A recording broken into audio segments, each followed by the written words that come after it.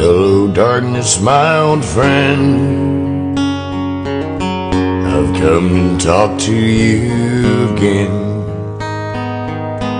because a vision softly creeping left to see while I was sleeping.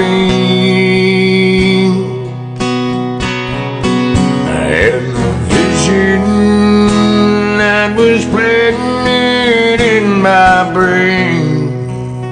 It's still